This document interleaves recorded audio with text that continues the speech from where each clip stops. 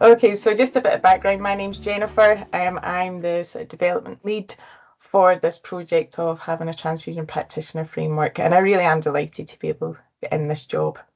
But today is about engagement and collaboration, and that's getting that point of the shared purpose across. And it's a really unique opportunity for us all, and as a workforce, to come together and try and shape that professional development framework that will not only enhance the support we provide to our patients, but also our staff, and strengthen our TP workforce, not just for today, but in the future, because our job is constantly changing. Transfusion's changing, NHS is changing. Okay, so the idea came from the Transfusion T24 strategy, which was developed in 2019 in collaboration with the NHSBT, the National Blood Transfusion Committee, and NHS England.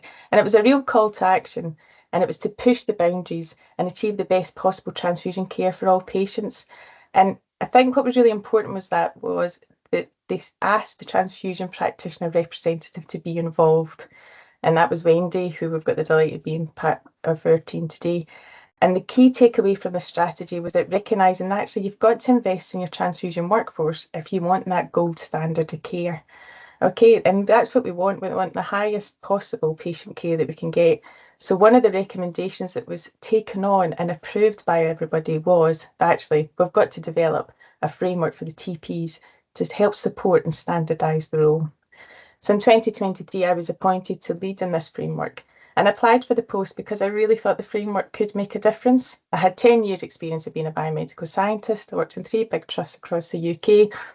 And then I had 10 years of being privileged of being one of the transfusion practitioners in Leeds Teaching Hospital. And I loved it. And I must admit, though, stepping from the biomedical scientist role into the transfusion practitioner role, realised there's really not a lot of support out there for the transfusion practitioners. You sort of did things ad hoc, you learnt from other people. It was almost like learning from osmosis. And sometimes what really came across was that role of a transfusion practitioner, which is the key link between the lab, bringing all these best practices out to clinical area, was not established or standardised or embedded into the hospitals. And how often as transfusion practitioners have you walked into a governance meeting, you walked into an MHRA meeting, you walked into a ward and said, I'm the transfusion practitioner, to a blank look, and you've had to go back to that original profession. Oh, I'm a biomedical scientist by background. I'm a nurse by background, almost to give you a little bit of credibility. But actually, we should be able to walk into any place and say, I'm the transfusion practitioner. And people should know that comes along with this is somebody that's well educated, knows what they're talking about, has the patient front and centre, and can actually, what they're saying is worth listening to. And that's what we want from this framework. Okay, so that was the goal. Um, so I went off piece there. So the middle picture there, I always think it's a bit like when you do catchphrase. And it's how to get to that ideal. You're wanting all that money and you want your colleagues to get the money as well. And it's not always the straight route. It goes and we trial and error. And when I got this post, it was very much, let's look at the infection prevention framework. They've managed to do it's a very similar role. And I had a look at it and it's really great, but it doesn't reflect the challenges that the transfusion practitioner role needs and makes.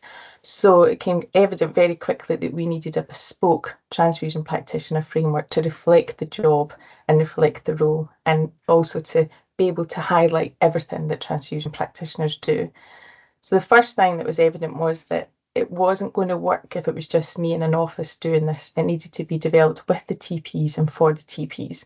And I've had the absolute honour of being able to work with a steering group, including Wendy, Rachel, Karen, to name a few, and also a working group that lovely Sarah's on, and other representatives from transfusion practitioners working in the area today and saying, this is actually what we want. And then by working together, working with Amy as well, and same with the National Transfusion Practitioners Network, what they can provide and help we can promote this.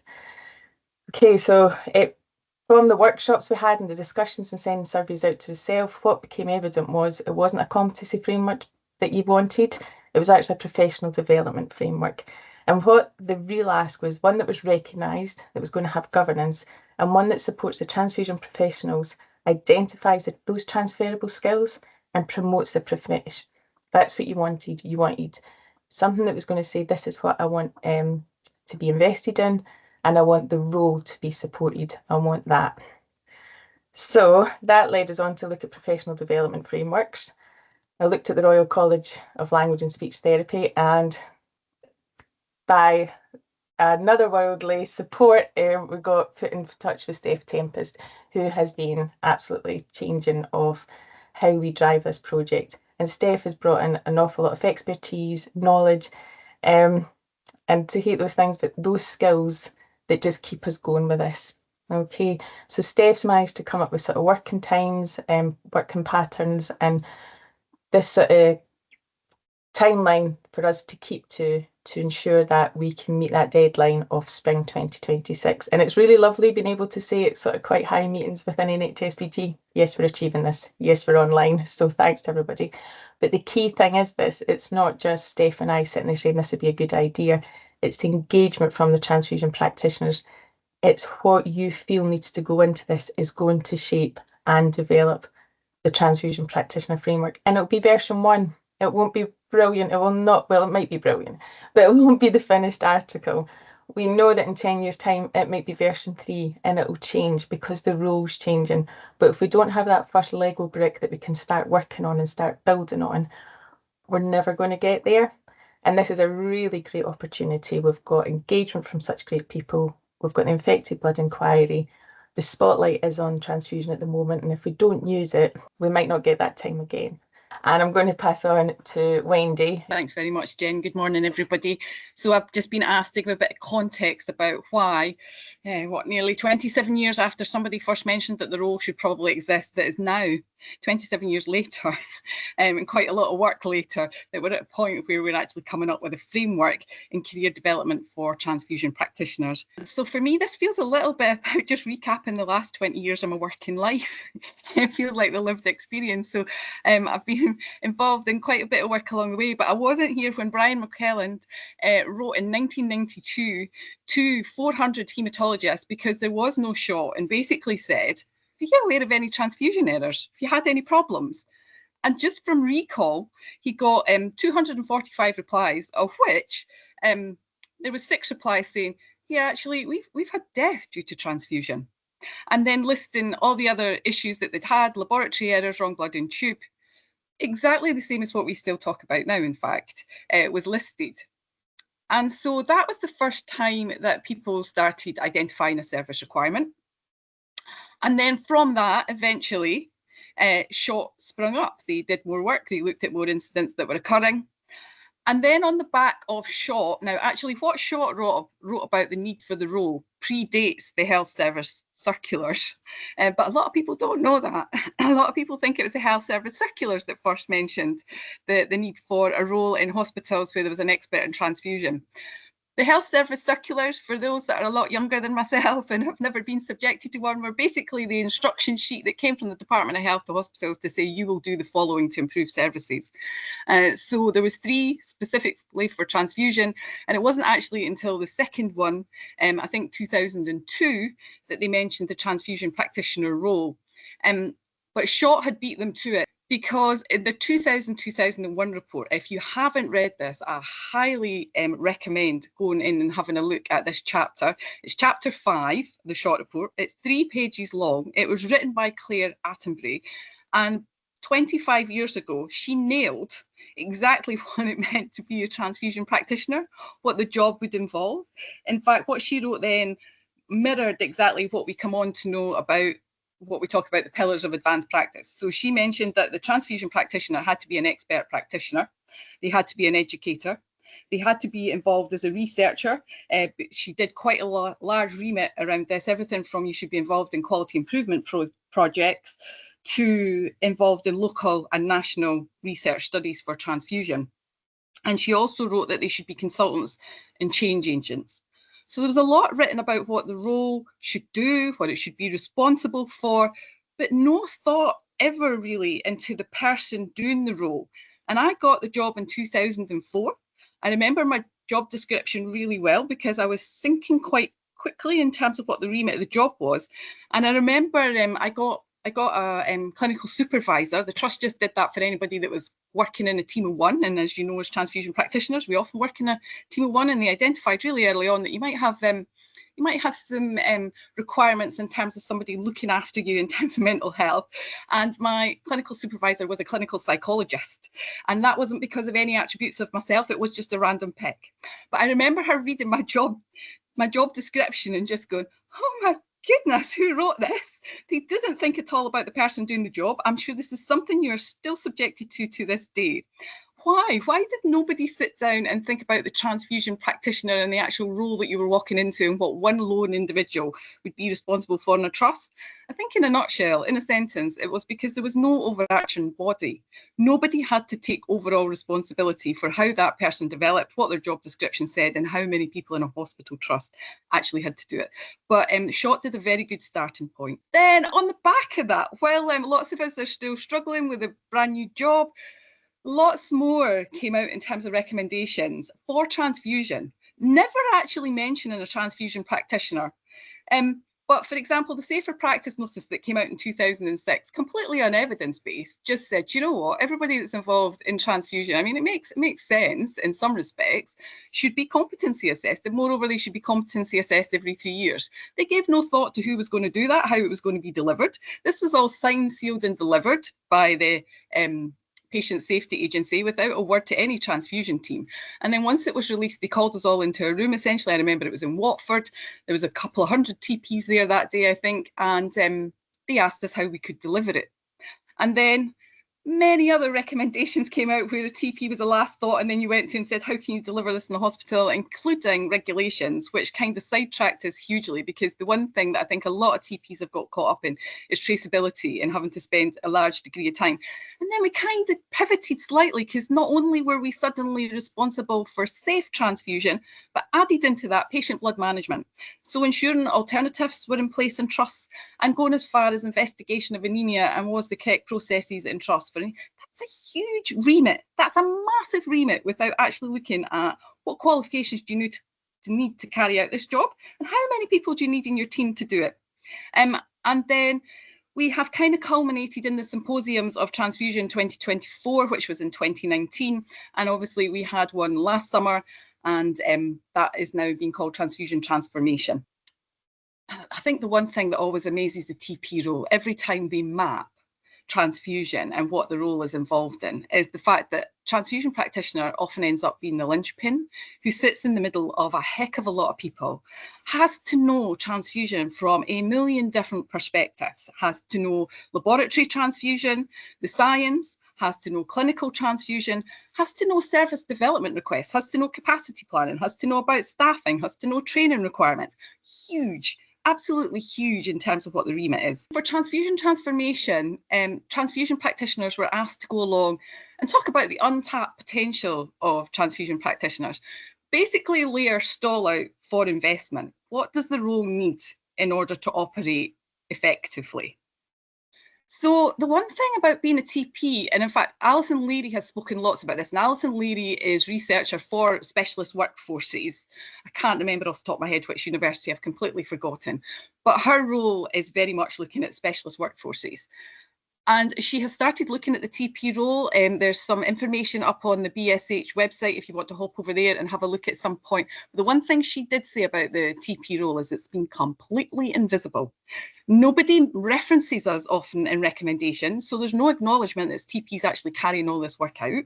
So if you're not even acknowledging they're carrying the work out, how can you even start to map what they should be able to do?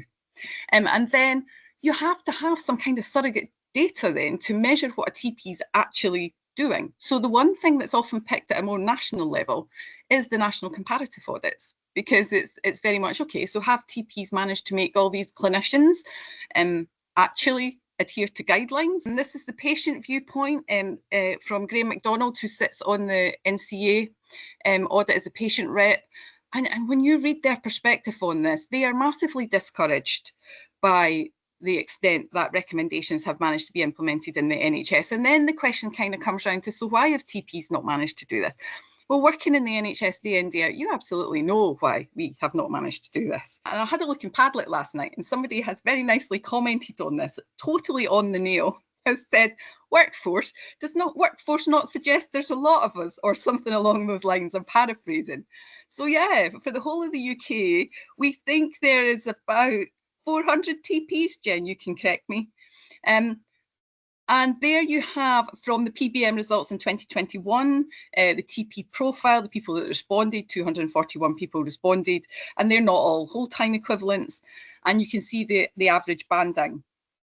But I think what is startling is, along the way, no matter how many recommendations have come out, the TP workforce has not changed. We are still paying lip service to recommendations.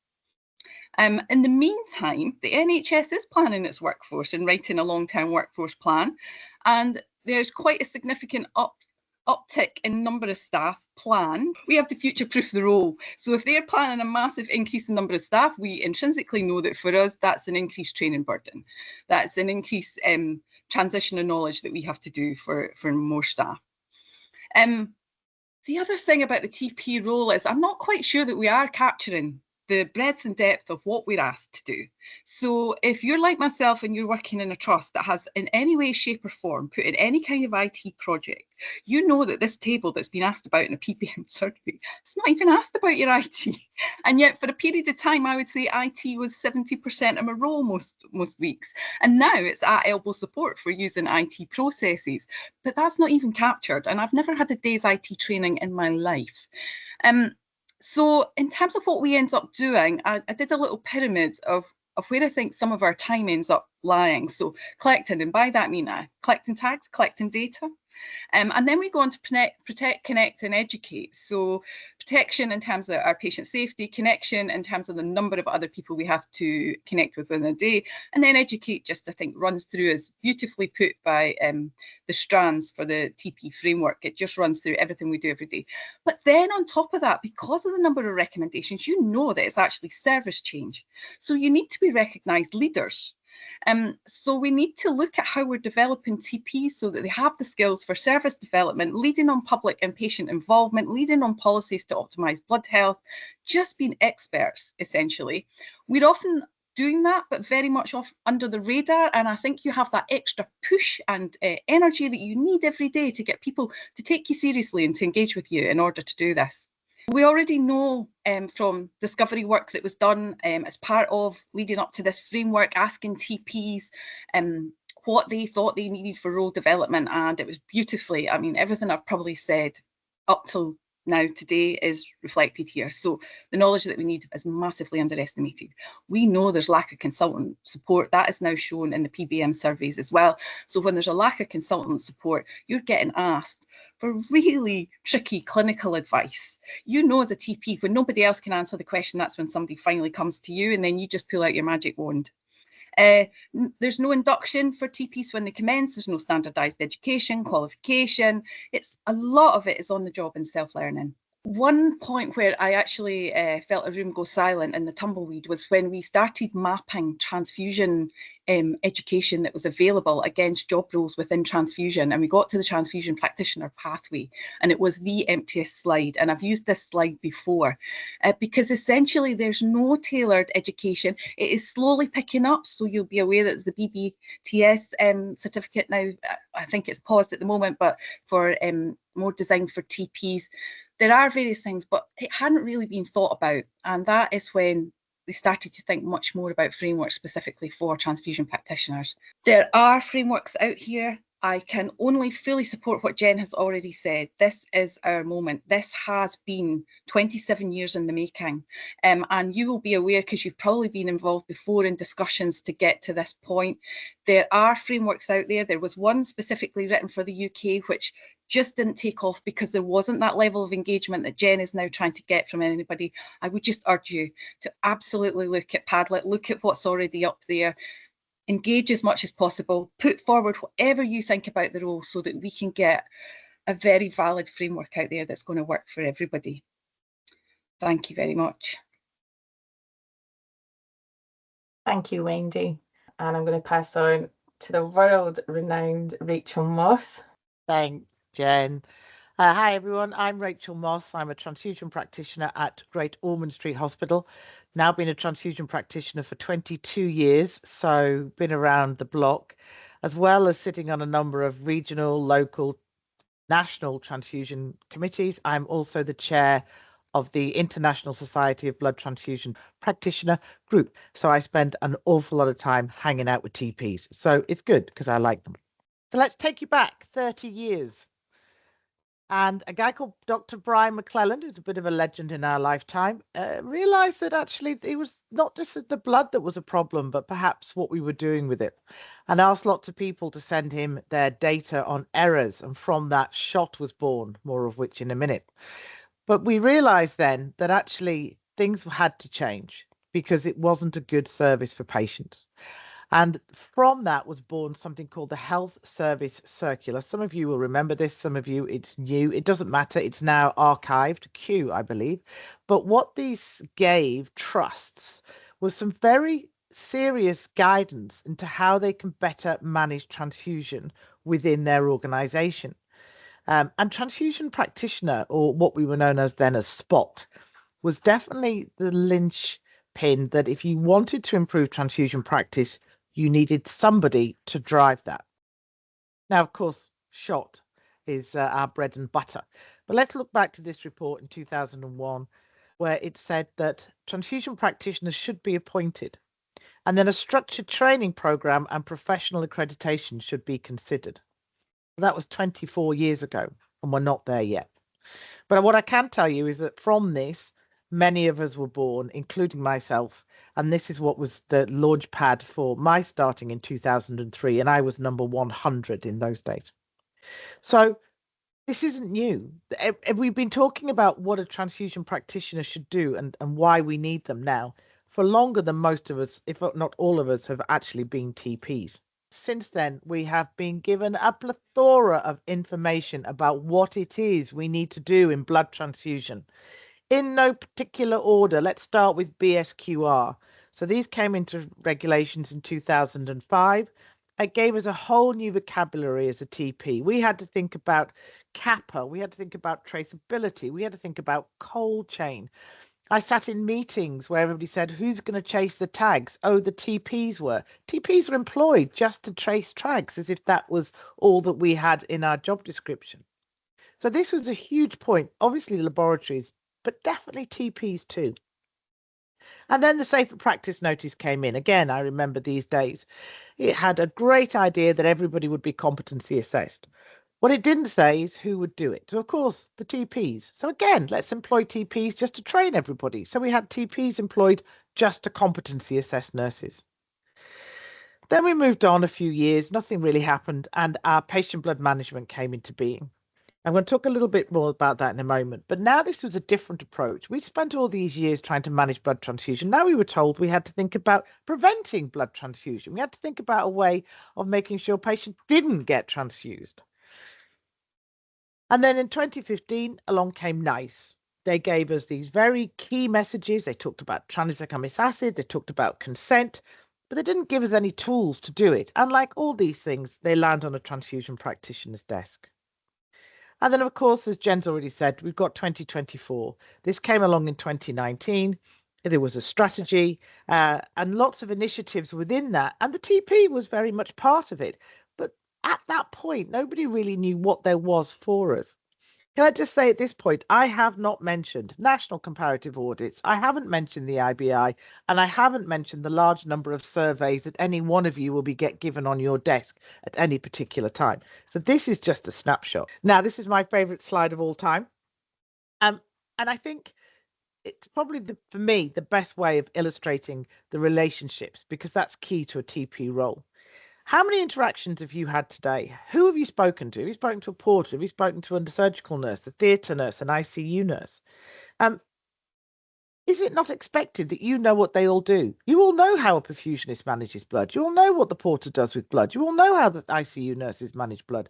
You all know how it got out of the lab. It is a massively complex job, because we have to have sight of every single thing to do with blood transfusion, from the blood service right through to the final patient getting their blood transfusion. So the scope and the spectrum is huge. And of course, we have this untapped potential. We need to show what we do. We know what we do. But how many times has somebody said to you, what do you do? What does a TP do? We know there's a lot of variation. I spend time with people from Australia, Canada, Belgium. I could tell you what we do differently, but I can also tell you what we do the same. And there is a lot of commonality. We know that research has shown on service requirements and workforce and skills required. There's lots and lots of stuff in the literature. We've already alluded to infection control nurses seem to be the most common. Ignore my ringing phone. I am. And so what we need to do from that is work out, well, what are we going to do and how are we going to build on that? How many do we need? Do we need to think about one per trust? Do we need to think about how many units we give? Do we need to think about how many patients? A framework's not going to answer these, but it is going to give us a really good starting point. So why has PBM stalled? This is a patient viewpoint from some survey results we've done. You've all probably filled in the National Comparative Audit reports about PBM. And this is from somebody who is a layperson who says, why has PBM stalled? Why are we still talking about this all these years down? 2014 that came out. And we've looked at all the reports, and at every given time where things have not been achieved, and we're all part of the Q8138, QS138, and all these things, where they're falling down is we just haven't got the TP framework and network to put into place to get them off the ground. We are firefighting. And what you really need is a workforce invested in that is well educated, is well prepared, is highly skilled, and is a transfusion practitioner role, not a scientist, not a nurse, not a midwife, but is that transfusion practitioner role. Now, we work in the NHS in 2025. Not one of you can have failed to know that life is changing at a pace that none of us can keep up with. And we also know that money is only going to get tighter. But we need to think about our workforce. I've already said that we need to think about how many there are. We don't really know how many you need. We know that in 2015, 52% of sites had one TP. In 2021, 45% of sites had one TP. Jen's done a huge amount of work, and you would have seen some of the questions come out, just trying to get an idea of the TP profile. How many are whole time? How many are part time? What are the bandings? Have we got 2? Have you got 4? Have you got 4 whole time equivalents? We can't answer these questions either, but what we can do and what the framework will do is give us a starting point, because it's crucial that outside of our world, people understand what we need. Work as done, work not as imagined. What we really want to do is lead change, service development. We want to lead on public and patient involvement. We want to lead on optimizing blood health with or without transfusion. We want to be experts in this transfusion alternatives and the requirements. But if you look at this, we spend an awful lot of time collecting data for audits, collecting transfusion tags, collecting data on who's been trained, who hasn't been trained, who's not done their competency assessment. We need to think about protecting, connecting, educating. Yes, that's the middle part, but of course leadership is a whole part of that. And whether you're a 6 or an 8C, you still have part of that role because you are leading on transfusion within your organization. And so what we really need to do is think about how we move that forward from just looking at tasks to having a far broader approach. And this is some of the feedback we've got. We know that the education requirements for TP, any of you, Jen's already said, when you come into post, what have we got? What's out there? How do I know what to do? If you work in a lone unit and you've taken over from somebody, you've probably been given an A4 binder with this is where this is, this is where this is, where this is, where this is. The knowledge required is wholly underestimated. But because we don't have anything to show what we know, it's just, oh, are you the one that comes up and tells me off? We don't really have a huge amount of consultant support in many organizations. There are probably many of us. I can't count myself. I'm very lucky at Great Ormond Street, but I certainly know of many hospitals where trying to find a hematology consultant who enjoys and wants to be involved in transfusion is not a common occurrence. And that's really hard for a TP, particularly if you've got a scientific background and somebody says, you know, should I give these platelets? What's going on in this patient? I need some clinical advice. There's no induction. There's nothing really to say this is how you're a TP. And then, of course, there's no standardized education. And most prevalent, we know it's on the job and self-learning. So when Wendy McSporran, who's my partner in crime in this, was working at NHSBT for a short time when they seconded her, they looked at the pathway for education and what we can do. And you can see here that there's great gaps. And there's gaps because we don't have that. And again, the framework isn't going to suddenly magically give us that. What it can do is absolutely give us something to help build a strategy so that nationally the TP role has what we need to future-proof. I'm adamant I'm going to retire in 10 years' time. Not sure how. I'll have to think about some money, maybe win the lottery. But I'm hoping at 65 I can go. Many of you, I hope, will still be here after I've retired.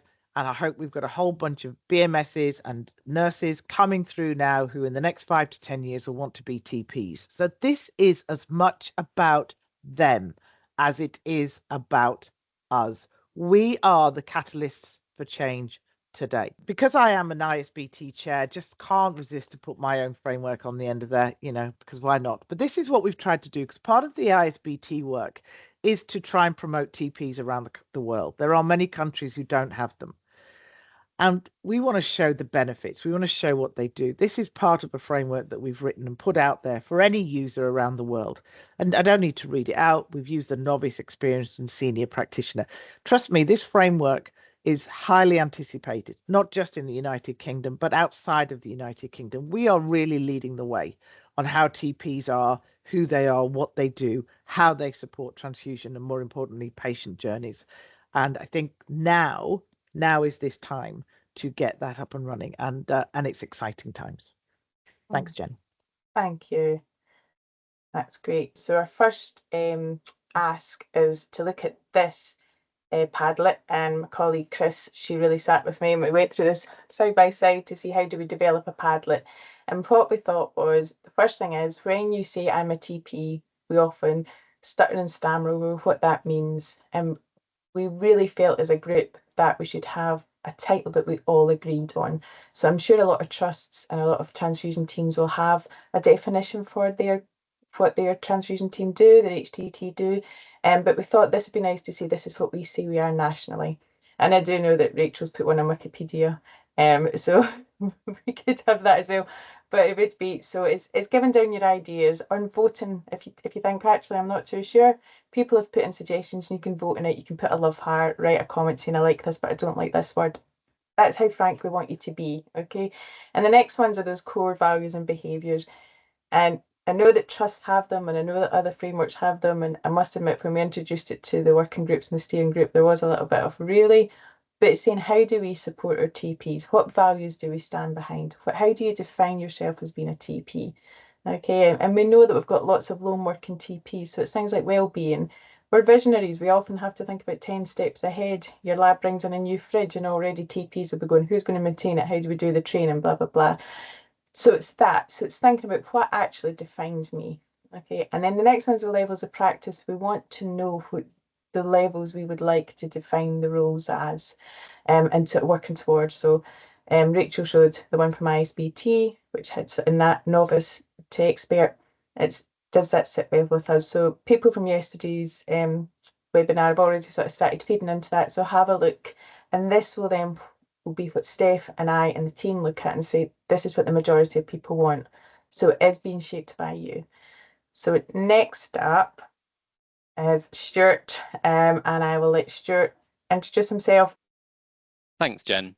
Hi, everyone. So my name's Stuart Lord. I'm the lead transfusion practitioner in Gloucestershire. So sort of Jen and Rachel have really set the scene about where we've come from, why we're doing it, and sort of have touched on also about where sort of we're going next. And essentially where to next is we're going to co-create a professional development framework. That's essentially where we're going to go. But I just sort of wanted to provide a little bit more of my own sort of two penneth and my own opinion and a bit more context about a few things, especially that Jen's already mentioned. So up until now, there's been lots of workshops going on and work streams and lots of meetings that Jen has been at the helm of been organising. But I think it's really, really important to mention that as transfusion practitioners, we have been involved in this step by step up until now, and certainly it needs us to be involved as we move forward in getting this professional development framework, or this framework landing towards the end of this year or next year, whenever it's finished.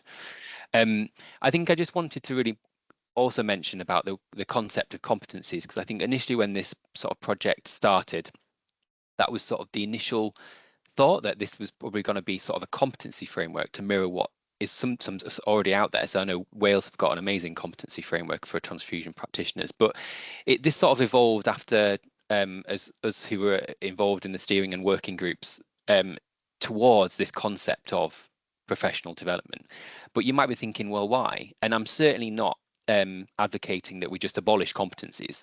You know, competencies have got a reason for using them. We still need competencies, and I'm sure some of you, or a lot of you, will have competencies that allow you to demonstrate your technical skills, behavioral skills, and cognitive skills. So that's absolutely fine. But I feel that we felt collectively that actually the next step, we needed to take it to the next level and actually develop this not into a competencies in terms of I can do this, I can, carry out traceability in terms of our process, I can go and train someone on how to collect blood from a blood fridge, I can go and perform a wrong blood in tube investigation. We know that we can develop competencies very easily, but the next step is this professional framework, and this is why we've gone from that step to this high level. So it's the structured set of sort of guideline standards that define what is expected of us as a transfusion practitioner, and we just don't have that. And Jen's already mentioned that the infection control team have got an amazing professional framework. Quite rightly, they need one. So as advanced practitioners, speech and language therapists, to name just a few. But us as transfusion practitioners, we haven't got one. And I think this was sort of the discussions we were having earlier in the year, or earlier towards the end of last year, that we really need one, and why have we not got one? And it's such a shame. So hence what the development from the competency discussion to the development into a professional development framework. We acknowledged that there needs to be governance, there needs to be ownership, and that must lie with the transfusion practitioners, because it's a transfusion practitioner professional framework. So just logically, you need transfusion practitioners to be involved and engaged in its development. Otherwise, it would be completely pointless. And next year, or whenever it lands, it would lie completely flat and wouldn't have any clout whatsoever. I think it's really important to mention that the National Blood Transfusion Committee have endorsed this. They've provided remuneration for this, which for me as a transfusion practitioner spoke volumes. We can't rub two pennies together currently in the NHS, and the fact that the National Blood Transfusion Committee agreed, and also agreed that this was an important piece of work. Rachel mentioned the IBI briefly. Our job title, transfusion practitioner, was mentioned in the IBI specifically. So I think this professional framework for transfusion practitioners, now is the time to do it. And not to mention, obviously, you'll hear from Steph in a minute, but we needed expert advice. I can't speak for everybody, but I know for certain that if I was asked to write a professional framework, I'd have absolutely no idea. It would just be ramblings of why I think a transfusion practitioner is amazing. That isn't a professional framework. So we needed expert advice, and that's what we've got. So as I mentioned, I think now is the absolute time for this to happen. We have got the spotlight on us. We've got backing from NHSBT, we've got backing from MBTC, amongst other people. So it really isn't the time to sort of do this. If it doesn't happen now, I just can't see it happening anytime soon. As Rachel's already mentioned, this has been going on for a long time, but there still is no official document or framework, for example, that defines who we are. So I know as a transfusion practitioner of 6-7 years, I'm proud of what I do on a day-to-day basis in my profession, and I think it's just a disservice to us that we don't have that. As I keep mentioning, the development of it and what's in it will be completely driven by transfusion practitioners and the engagement of that via the Padlet that Jen just mentioned. What we've done now has been TP led, and moving forward to when it's actually published will be transfusion practitioner led as well, with the expert advice alongside it, because otherwise it wouldn't happen. And then just finally, I just sort of wanted to mention there are existing frameworks out there. So obviously, we as a profession will start looking at them and stealing ideas and getting ideas from them. There's no point in reinventing the wheel. I think I do that on a day-to-day basis. And a lot of frameworks that are out there have the concept of this pillars of practice. So this is sort of a concept that is the building block in a way of lots of professional frameworks already. It's called the platforms or the pillars of practice. These being clinical, research, leadership, and education. So on face value, you'd think as a transfusion practitioner, yeah, great, this fits us. We do all that. But I think as a group, when we were thinking about this, these pillars, in that they're very structured and very rigid and very linear. And I think as a transfusion practitioner, that doesn't fit us as a profession or as what we do on a day-to-day basis. This is when we sort of evolved it a little bit, and dare I say it, got a little bit creative, and rehashed or reworded these pillars or these standards to the ones that you can sort of see diagonally.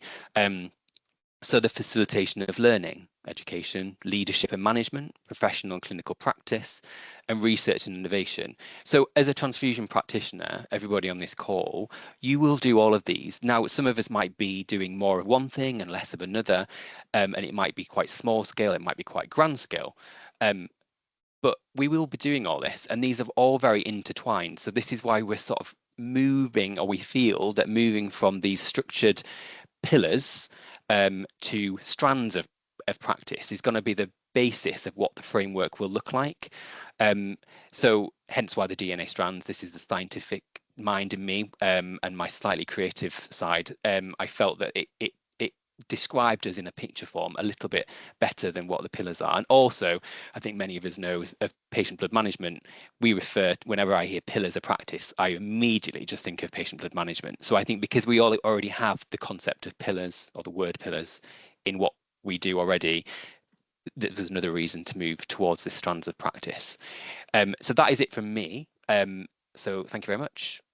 This is the next Padlet, and this is for us to start thinking about what roles and responsibilities as TPs do we currently have, and where do we think they sit under those strands of practice that Stuart has described. And it is a different way of thinking. I have the luxury of looking at frameworks and trying to explore and find out what we mean by them. There is new language, but that there is an original Padlet out there, and I can send it out again, that looks at all the sort of different frameworks just to get used to that language, and looking at the Royal College of Language and Speech Therapist ones, and looking at the other ones that are out there. There's ones for nurses and other professions. So just to familiarise yourself and then start thinking about, right, what do I actually do, and just start populating that. And then that will be what does guide and develop the framework to the final product. So it is going to be developed with you. I'm now going to introduce you to Steph Tempest, and she'll do her own introduction, but Steph is our framework consultant who's helping co-develop the framework with us in the team. Over to you, Steph. Thanks, Jen, and thanks to everyone who's spoken so far. This is our fourth session, and every time I learn a little bit more, and I'm typing away in the background, gathering more thoughts and ideas. So hello, my name's Steph, and as you can see from this first slide, I'm not a blood transfusion practitioner, which I think for the purposes of this project is really helpful. I don't come with any of my own biases. I don't come with any of my own agendas for wanting to get X or Y in. I'm here to truly listen and learn from you about what your role is. But what I do know is how to write a professional development framework. I didn't wake up one morning and decide that was going to be my career, if I'm honest. I'm an occupational therapist, but I have my specialism and my passion is supporting the learning and the development of the health and care workforce.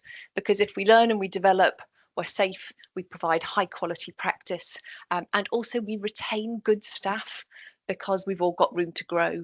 So that's my passion, and that's where I come from to this project. I've been involved in writing and supporting frameworks for a number of years, about 9 years now. I led the work to do the Royal College of Occupational Therapists first edition, and then evaluated it, took it through its second edition. I'm involved in the work on thinking about its third. I've also led the work, as Jen said, for the Royal College of Speech and Language Therapists, and last month pressed send on a framework for the orthoptics profession. So it's an absolute privilege to come and work with you. And what I'm really intrigued about here is we get a chance to do a framework where we've got people who've got a lot of expertise from their origin professions. So how do we capture that knowledge and experience and all of those transferable skills and bring them into the transfusion practitioner profession? I'm going to talk to you about two things: what is a professional development framework and also what it isn't. And then I'm going to share with you a bit about how other people use theirs from a lot of the evaluation work we've done over the last nearly decade. And then also just a little plug to ask for your help and support. But that's everyone else has said that too, so that won't be new. So what is a professional development framework? We've spoken, and I think you've heard about the history and you've heard about why we need one for TPs now. A professional development framework focuses on continuous improvement in skills and knowledge for an individual's role, but also for a profession. And that's what a competency framework doesn't do. A competency framework absolutely, as Carol says, has its place, but it's a list of tasks for individuals to show they can do things. A professional development framework is so much more, because it allows us to articulate what you do, but also all of that complex professional reasoning that sits underneath it, and also what the profession as a whole does. So it emphasizes ongoing learning and development, but it also allows you as a profession and as individuals to map yourself into the framework to articulate what you can already do. So it's a framework that's aimed at professional growth, and it's centered on individuals, but also the profession. It's at this point, I think it's really important to say what it is not. Because I know from experience with these sort of projects that you hear people and, oh, here's another framework, and how's this going to be used, and is it going to be a stick with another stick and not a carrot that I'm going to be beaten with? And the answer is no. We've spoken to NHS employers about this already. They're cited on our work. We're going to keep them informed, and they're clear and we're clear that the professional development framework is not about pay terms and conditions, which sadly means you're not going to be able to go, this is what I can do, give me a band 8. They don't work like that. Agenda for Change is a pay scale, and it sits with the employer as to what they choose to band a role for, even if a person within that role has many, many more skills. That is the reality of the world we work in. But it's not about pay terms and conditions, but it's also not a performance management tool. So this isn't something where you're ever going to be expected to be formally tested or assessed or signed off or pulled up on. This is about professional growth and professional identity. These frameworks they help us raise the profile of the profession, which from the conversations I've been involved with since I joined this project, sounds like that is a real burning priority for you as a profession. So that's what a professional development framework is. How are other people and other professions using it? So these are the examples of the work that I've been involved in, and also because when you develop a framework, you naturally go and look at a lot of other people's frameworks as well. So I've been looking at the Royal College of Nursing, I've been looking at the College of Paramedics, the ODPs are just developing one now. So that's the other thing to say, you're not way behind. Please don't, I hear you, it's been a while coming, but at the same time, there's a lot of professions who are just bringing out their first editions of their frameworks now or in the past few years. But we know that those professions who have frameworks use them to showcase what the profession offers. Now, if we move ahead with this skeleton proposal of the 4 strands of practice and the different levels of practice, all of the other frameworks are based on a version of those things. So it means that if we can write a framework that's got the 4 strands of practice, which has got the different levels of practice, however we want to define these things, when you present this framework to someone at a strategic level or an organizational lead in your teams, it will look familiar to them. So we've got them engaged. It's not going to look it's not going to look dissimilar from all of the other professions and the frameworks that they already use. You'll see when you go into the Padlets that I only uploaded it yesterday following our last session, but I've put in there the Royal College of Nursing work and their levels of nursing practice. You'll see they use the words enhanced advanced consultant and what that means. Allied health professions also use the same terminology. I've put that link in, and midwifery also acknowledge terms like advanced practice. So we can use this to showcase what the TP profession offers. We know other people map themselves into their frameworks. They either do it individually. I know of entire teams who map themselves in and identify what they want to learn as a team as well. And that's another beauty of these frameworks. People map themselves into their frameworks. They go into supervision or they go into their appraisals or IPRs and they say, this is what I've learned this year. This is what I'd like to learn next. And use it as a structure for articulating their growth and where they would like to go. We also know that these frameworks take on a really significant role at any point of transition. When I've spoken to people who've used them to understand the impact of using the frameworks in practice, people will say, or students, for example, oh, it was really helpful to write my personal statement for my first job. I used the language and I used the structure. Or when people are moving into a new role and they're taking on management responsibilities, they may map themselves more into that leadership and management strand and think about all the transferable skills they've already got and what else they would like to learn. It's also helpful to articulate levels of practice. So you can say, and this links with the conversation we were having, in my origin profession, this is the level of the practice I have that I can bring to TP, because this is the reality and we don't talk about it enough, but you will be at different levels for different strands. Most people are. When we've done pilot testing, about 85% of people map themselves to different levels. So you might be advanced in your clinical professional practice. You may be more at an enhanced level with your research and innovation, for example. It gives you an idea about, and that's fine. You don't have to be all at the same level for everything. So the flexibility of the framework will allow you to think about, do you know, I've done loads of work on that strand this year, but next year I might want to focus on this one. Or a conversation with your supervisor or your team managers about what does this service need? This service might need me to focus more on this strand and more on this one. So it's in short, the professional development frameworks are only as good as the conversations that they start. And that's what I've learned from my experience of following them around the system for a number of years. They also help you to articulate, if you want to develop a portfolio career, so if you're working part-time as a TP and part-time in your origin profession, for example, it'll help you identify the transferable skills you can take across, and it'll just help you think about what you might want to focus on. So that's some of the examples of how they're used in practice. When we think about the one that we're going to develop for the TP profession, visualize some sort of framework that has a purpose statement, which is why Jen's asking you to contribute on the Padlet to tell us what you think the purpose of the TP is, what the core values and behaviors. So there'll be a section with the purpose statement, a section with the core values and behaviors, and then a section which has the levels and the strands of practice. So potentially enhanced advanced consultant and the strands, those 4 strands. And I've got to say, I love, when I saw Stuart's diagram, I think that is absolutely brilliant. And it doesn't exist anywhere else in any of the other professional development frameworks. And I'm really looking forward to that moment where you decide to post it on LinkedIn or something, so we can just because I know that the broader community will go, oh, look at that one. That's because you're going to be moving. The pillars of practice have been around for years. I'm sure many of you know they've come from the advanced practice world, but they are outdated. Yeah, a lot of the frameworks still use them because there isn't an alternative. And I can just see in my head transfusion practitioners swooping in and going, and this is what it looks like in the modern world. And I just think it's going to go down incredibly well. So I'm genuinely excited. Me and my professional nerd are sitting here genuinely excited for when you show that diagram, because I know it will, that alone will make people look up and think and go, oh, transfusion practitioners, and that's going to get the conversation started.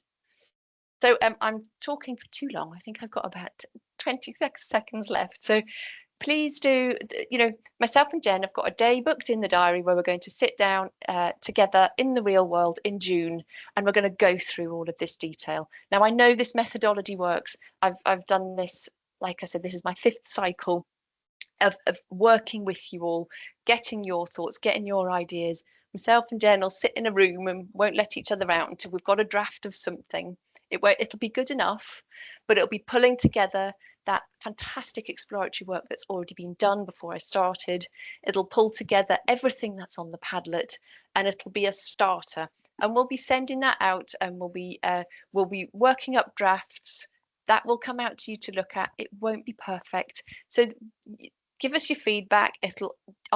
Myself and Jen will be reading every single piece, and we will be folding everything into the development of this framework. So, as we said right at the start, it is owned by you. It's been written with and for you, and then we can go and celebrate noisily and raise the profile of the profession. So, thank you for your time, and I look forward to working with you all. Back to you, Jen. Thank you very much, Steph. Hi, so for those of you that don't know, my name's Amy Baird. I'm a transfusion practitioner. I lead the team that works at Newcastle Hospitals up in the northeast, but I'm also currently the chair for the National Transfusion Practitioner Network, which has had a couple of mentions so far during this session, so I'll give you a little bit more about that as well. So as Jen says, my real aim at this point is to sort of summarise what's been discussed and really try and rally the troops and get you all involved and excited for more.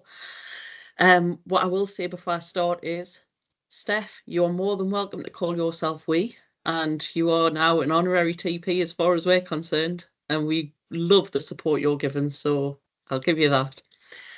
Okay, so as Jen had alluded to in her introduction, this framework has been a requirement for as long as most of us can remember, and obviously Rachel mentioned that as well. We've tried and tried over the years, not just myself, but people well before me, have tried and worked incredibly hard to create some sort of standardized framework for the role of TP. And as Rachel very beautifully described during her talk, over the years, the roles developed and developed and developed. And that's a fancy word of saying, give one more work to do. But with no added resource really, and no real guidance on how we're supposed to do these things. So as mentioned, with all of the multiple patient safety notices, I think Rachel used a lovely word, plethora of patient notices, guidelines, recommendations and legislation that's come through. Our workload is just ever expanding.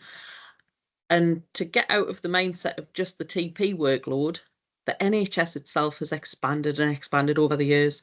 And part of the NHS expansion leads to expanded NHS workforce, which leads to expanded people for us to train and make sure are compliant with all of the regulations that go with transfusion. So questions over the years have been raised about who we are, what we do, why have we never really been clearly defined, and why have we never managed to actually secure a genuine professional progression pathway that we can follow. And even down to the very basic education, I know Rachel mentioned the scientific and nursing backgrounds, and I'm a big advocate for trying to get away from thinking of that too much, but it does have a big impact when you first start in the role as TP. And I don't know a single TP who hasn't started on day one, and whichever background they've come from, they are panicking about the other side of the role because they've got no clinical experience, they've got no science experience, depending on what they come from. So it would be really nice if we did actually have something that just gave you that first footing through the door of what you need, the basics, how to expand and how to establish yourself as a TP. As I mentioned, I'm currently chairing the National Transfusion Practitioner Network. This is a working group that was established under the NBTC, and its main goal at the time was to deliver on this particular ask. And as with most things, when TPs get involved, it gets bigger. So then TPN which was a working group to produce a framework, has now become a much stronger network of TP, and it's basically the only real platform we've got for a membership organisation. We class it as a community organisation because there's no fees, but we are there to support each other, and it's an ideal platform for promoting our role and having things like resources that can be available to everybody, sharing good practice, benchmarking, which was another big word throughout the IBI report. And as part of that, we were very much in agreement that any framework produced really needs to come and be part of the NTPM promotion set up, because that's really the most logical place for it to sit. So the work done over the years by our group as well, again, realised that we're not going to get anywhere without higher level support. We need experts to come in and help her and just basically kick her into touch and show her what it is we need to do. Because like Stuart mentioned, when I was first tasked with being in charge of trying to create a framework, I went, I don't even know what I'm trying to do. So that's where the wonderful Steph comes in, and we eventually did get NBTC to agree that this needed some serious funding and endorsement from them. So we had the NHSBT initially put forward their efforts, and that's where Jen came into the role to be able to dedicate some real time to this. Because another thing that we all, and hopefully all of us, are aware of is all of this national work that TPs do and international work for Rachel is usually on top of our day-to-day job, and is very much voluntary and from goodwill and from wanting to better the community, if you like. So it was really, really good when we got that backing from NBTC and NHSBT. And obviously Steph can come along, and she is doing a wonderful job at helping us know how to make it work, how to make it look, polishing it up, and hopefully making it something that will, by next year, really land with the profession. As Stuart alluded to as well, it's created by TPs for TPs, needs to stay with TPs, and we need to continue to advance it. That involves engagement constantly. So I'm really hoping that everybody that's involved, past, present and future, keep going with the active engagement, make this framework a success, and the only way to do that is to use it. If it's not what you want at the first draft, get involved and it'll change and it'll become what we need. And that's only going to happen from constant feedback and pushing. So I'm hoping everybody's really engaged now and everybody's feeling revved up, because now is the time. Jen, I'll hand over to you. So again, thank you. It's not an empty thank you. I really do appreciate it. At meetings where I have to report back, what comes across is that level of engagement from the TPs and what we've managed to achieve. And within our groups, it's like, you're managing it. You've got the engagement. This is great, and this has been recognised. So thank you. Please interact with the Padlets. They'll be open most probably just about middle of May or something. So then we can start looking at them. So, you know, discuss, have a look. Always get in touch with me, please. I do love talking to the TPs. Sometimes get too involved and remind people, but then I have to remind myself I'm not working there anymore. But honestly, reach out, get in touch, and really, really do appreciate you taking time out of your busy days to do this. And I really hope we produce something of a high value